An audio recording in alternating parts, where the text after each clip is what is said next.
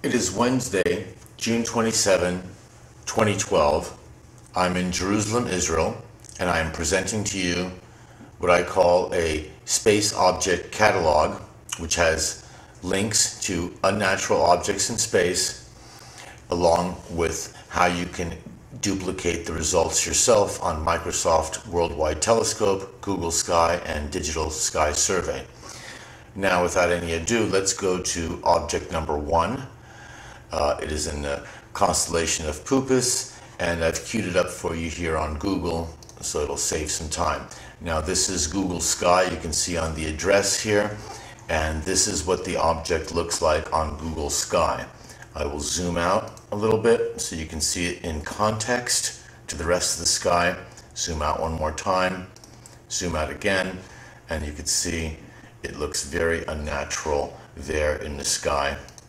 And I'll zoom back in, and what we can see when we zoom in is that there are very organized right angles, lines, things that you wouldn't normally expect from natural objects. Now, let's look at the same object on Microsoft Worldwide Telescope. You can see this is the address of Microsoft Worldwide Telescope. Here it gives the coordinates, the constellation of Puppis. It is the exact same object, and let us zoom in a little bit and take a look at it.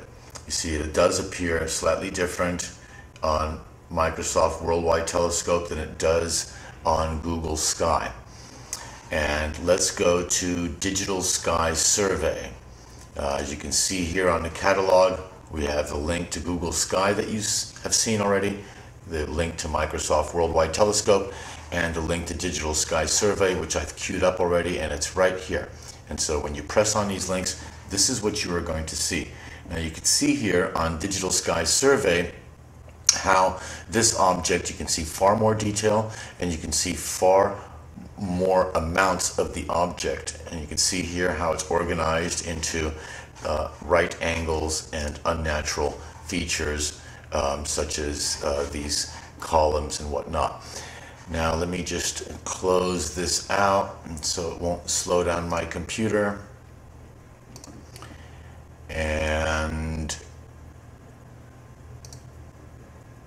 now let's go to this object I call object 1.1. The reason why it's 1.1 is because it's within object number one. Now it looks like I already closed off the Google Sky link to that, so I will press this and show you how it works. Here we go. It goes right to Google Sky very fast, and you can see these other objects. Some people say they look just like the Eiffel Tower. I zoomed in too far here. Back up a little bit so you can see they are reminiscent of a prominent feature in Paris known as the Eiffel Tower. Now let's look at the same object on Microsoft, the same inner objects rather, on Microsoft Worldwide Telescope. Now here we are. Zoom in a little bit. And so this is it on Microsoft Worldwide Telescope. Zoom out a little bit so you can see it in context. Okay.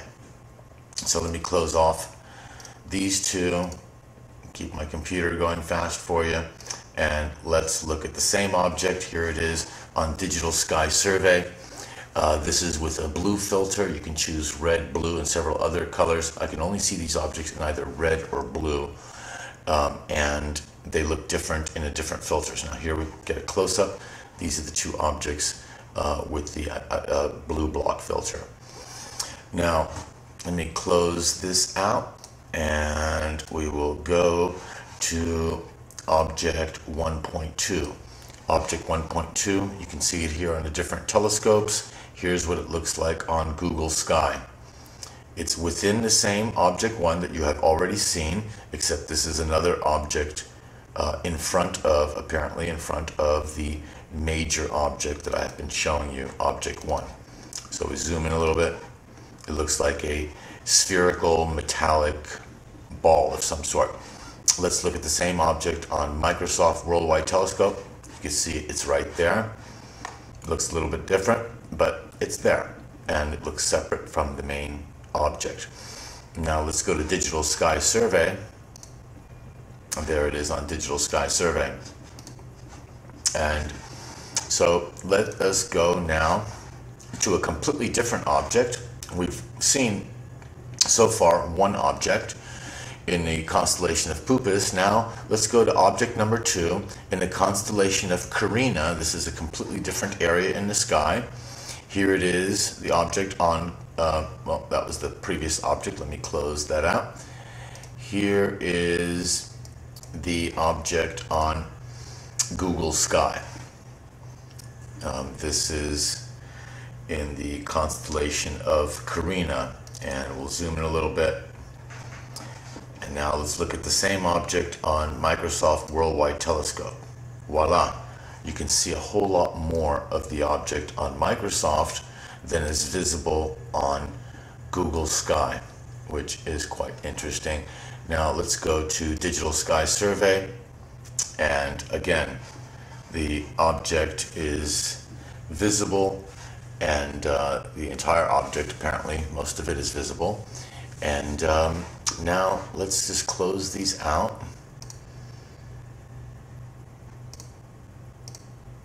And I want to show you something that's contained within this object.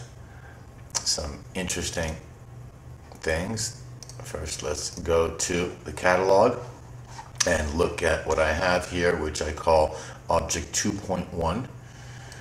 And you can see the looks of them, and let's have a look at them directly. Now, let's use the link here. Okay, now you can see a hint of the object here. You have to look quite closely, but you can see what's going on. There is a semi-triangular shaped object right here. I'll zoom out a little so you can see it in context. There it is. It's almost like you can see another one right here. And you know, maybe it's a lens refraction, who knows. But then when you go to Microsoft Worldwide Telescope, voila, you don't see anything, do you? And I thought, well, here's what you can do. You can simply highlight this area, and that object is going to come to life. Now when I do a screenshot of my Mac, it highlights the area, and I'm going to show you what I see when I highlighted the area intending to Photoshop it. And then I realized that it doesn't need Photoshopping. 1 minute here. All you have to do is highlight it, and there you got it. There's the two images that you don't normally see and you can't see. And so you wonder, what else is there in the sky that if you highlight, you can see, and if you don't highlight, you can't see? Okay, and so here you can see these, well, here you can see these crafts or these objects that you cannot see without the highlight tool. Just like a telescope or a microscope, don't expect that it's not there simply because you can't see it with your naked eye. We do accept telescopes, we accept microscopes, and this is seen with a highlighting tool. Now let me look at the same images on Digital Sky Survey and zoom in. There you have them, the triangular images that we just saw and had to highlight on Microsoft Worldwide Telescope in order to see them. Now let's go back to the space catalog and go down to the final image for this segment. This is also part of the same major object 2. This apparently is another object descending or ascending upon this object, depending on your perspective. And let us have a look. It's not visible on Google Sky, so I'm not going to go there. Let me just go directly to Microsoft Worldwide Telescope, and there it is. You can see that's object 2, and here is this image. Zoom into it. It is apparently descending upon this object. And now if you look at the distance between this object and the other object, the main object, you can see it's a distance apart. And now let's go to Digital Sky Survey. Now this is very fascinating, because what you can see here is that object has actually moved, and it is now touching the main object. On Microsoft Worldwide Telescope, It is a distance away from the major object on digital sky survey, pointing in the exact same place in the sky, capturing the same object. You can see that the smaller object has actually moved and it is now upon the major object and touching the major object. This is very fascinating indeed. Now, you can see in this catalog that I have many more images to show you. I have just shown you object 2.2. We still have object 3, 3.1, 3.2, 4, 5, 6, 7, 8, 9, 10. There's a lot more objects to go just in this catalog. And what I'm going to do is provide this catalog free of charge